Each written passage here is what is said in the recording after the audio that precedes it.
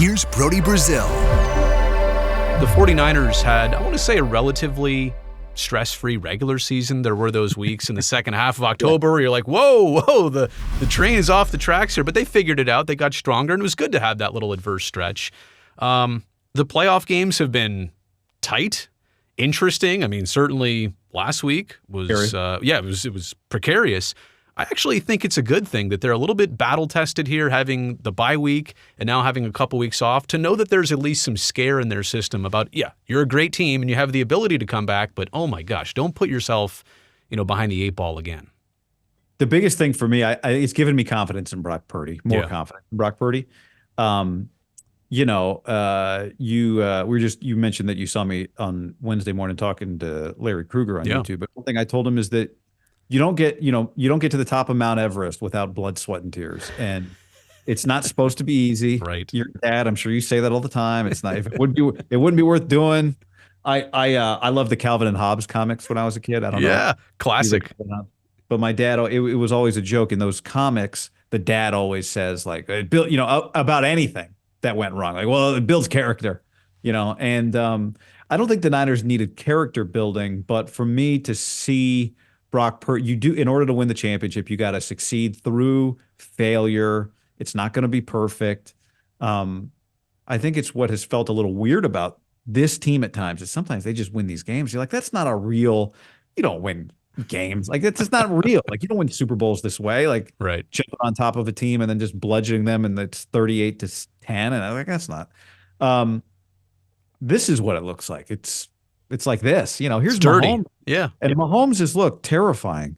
They just won their game 17-10. I mean, it's not like it was some cakewalk for them. Like, they had to punch out a ball on the goal line and, so it's made me feel better about them in the end. Mm-hmm. But we've been through some stuff now. Yeah. No, you're battle tested. And everybody will focus on the team, but obviously some individuals, and we can get into Purdy. I mean, comparisons and, oh my gosh, criticisms. Like, he is always in the spotlight, whether he needs to be or not. But I think Christian McCaffrey is the most interesting player on this team for me. The way the 49ers got him, the injury-riddled seasons he had prior to coming here, what he's done for this team. The fact that you and I were texting about this the other night, before San Francisco, he had one playoff game in his NFL career. Wouldn't it have been a shame if he never got to San Francisco and never got the chance to do what he's been doing in these last few postseasons? I think he is, and I know fans realize this, he's a main component, but to me, without him, I don't know that they're here and now doing what they're doing. Yeah, it hit me after the Lions game, and I texted you this, that he is the alternate universe of Mike Trout. Yeah, that was a great comparison. That was great. Mike Trout is what happens when Christian McCaffrey doesn't get traded and just plays out his career in Carolina. Right. Christian McCaffrey is what happens when Mike Trout gets traded to the Yankees or whoever. Yeah. Where you all of a sudden you get to see this guy. The biggest game I've watched Mike Trout play in was in the World Baseball Classic. And the at-bat against Ohtani. Against Ohtani. Right. That was the biggest moment. Oh, man. And, it's with baseball, you need, if you're going to be a great postseason player, you can't do it like in the NFL. You get Purdy's playing 3 playoff games. Mm-hmm. To be a great postseason player in baseball, you got to play 15. Yep. We're talking about years and years and years, and it's just such a shame that Mike Trout hasn't gotten that opportunity, and we haven't gotten that opportunity to see him on that stage. But I agree with you on Christian. He is. I remember watching him calling his games at Stanford, and David Shaw, his coach, was adamant that he could be the type of running back that a lot of people didn't think he could be, which is a physical runner in the middle of the field between the tackles. And he's proven that he can be that and so much more. And, he's a really interesting guy. He trains in the off season with surfers. Oh, interesting. And so he has a different kind of approach. They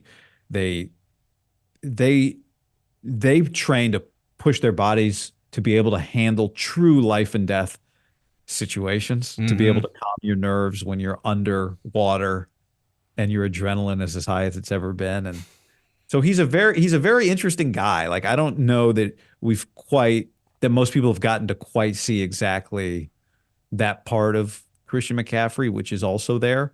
And I think makes him fit in on a team that that plays as hard as any team in the league. It's what Kyle Shanahan's created there, and what Jim Harbaugh had before him. Always good to be able to slow your heart rate down. When you talk about, Lynch and Shanahan, and look, the 49ers have had great management over the years and over decades, I should say. And by the way, it's crazy that we're talking about their last Super Bowl win. I was in high school, like you probably were too, or middle school. The last time they won the Super Bowl, I should say. It's crazy to think that it's been that long. But you were in high school when they won that Super Bowl? Was it the 95 Super Bowl? Well, the 95 Super Bowl of the 94 season? Or 95 season, 96? 94, 95. Yeah, 94, 95. The years all mix in. Yeah, I was in high school. Why, are you a lot younger than me? No, not a lot. I graduated from high school in 03. You're in middle school. Okay. What? Yeah. Oh yeah, 4 years. So you were maybe elementary or middle school. I remember where I was. I was in. I would have been in fourth grade, I think. Oh, okay. Wow. Okay, never mind. But just in terms of look at you. No grays, hardly any grays. Oh, are you kidding? There's tons. Like classic grays. It also makes me upset every time I see you. It feels like you just got a haircut, and here I am in such need of a haircut right now. It's terrible. The 49ers have obviously had Bill Walsh, and Jim Seifert was a great head coach, and Mariucci did his thing for enough years. They've had great leadership, and I know people understand and recognize what Lynch and Shanahan are doing right now, but I don't know that where they've taken this team and how long they've been at it and how long they're probably going to do it for. I don't think that's really set in yet of how important they've been to everything that's come together here.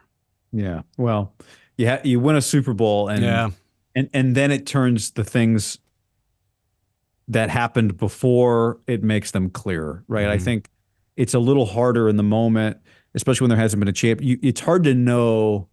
I love some people, let's say you're going to miss a game, recording the game and not knowing what happened. I prefer to know what happened. Yeah. Some people are in it for the drama. I'm in it for the context. Yeah, right. You watch a game knowing what happened. You see what matters. You understand, because you can't know when it's happening in front of you, but when you know what the result is and then you go back, now it crystallizes what kind of makes sense. Yeah. And so I think it's, if they win that stuff will come later. Yeah. But I think you're right. You are 100% right. Watching it right now, they came to the 49ers at a time when the Niners were in a desperate situation. Absolutely. A lot to figure out. Not only were they struggling to win games, but they had just won games and basically fired Jim Harbaugh. And then they were wrong about being able to replicate it with their guy. So they saved the franchise. Yeah. At a time when the stadium was new, from a financial standpoint, there were, you guys just moved to Santa Clara. Harbaugh delivered for you in this new stadium, but then you lost them, and you've got people who've paid all this money and sponsors, and what are you going to do? Yeah. And they had to give Kyle Shanahan basically the keys and step away, and it was the right thing to do. Yeah, I think they'll be viewed in an even better light than even right now as time goes on.